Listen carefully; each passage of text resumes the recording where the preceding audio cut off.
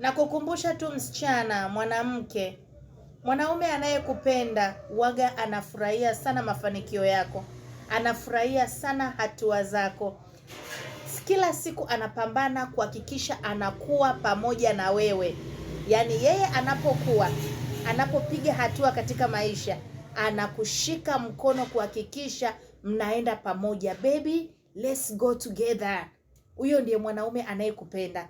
Lakini ukikuta wewe una mwanaume ambaye hataki kuona hatua zako, hataki kuona unafanya chochote kwa ajili ya mafanikio yako, hataki kuona unafanya chochote kwa ajili ya wewe kukua, my dear, hilo ni jipu kama jipu lingine. Hilo ni bomu na litakulipukia.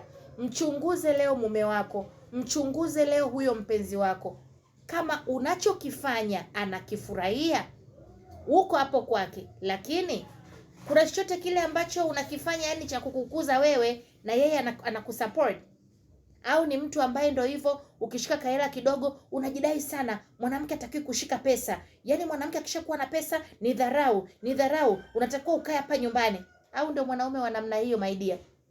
Mwanaume ambaye akiona umepiga hatua kidogo tu ni maneno, ni lawama, unatakiwa ukae nyumbani. Mwanamke akishaanza kushika pesa, yani maneno yanakuwa ni maneno, utakiwa sasa kuongea kitu, kwa sababu ukiongea tu unaonekana wewe ni mbaya.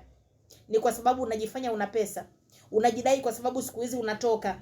My dear, mwanaume anayekupenda, narudia tena, atapambana kuhakikisha anakuwa pamoja na wewe. Kwanza mwanaume anayekupenda hawi mbinafsi, yaani anahakikisha mnakuwa pamoja. Kwa nini? Kwa sababu anataka wote kwa pamoja mjisikie vizuri, muwe na amani ya maisha, muone umuhimu wa kuwa kwenye hii beautiful world. Yes.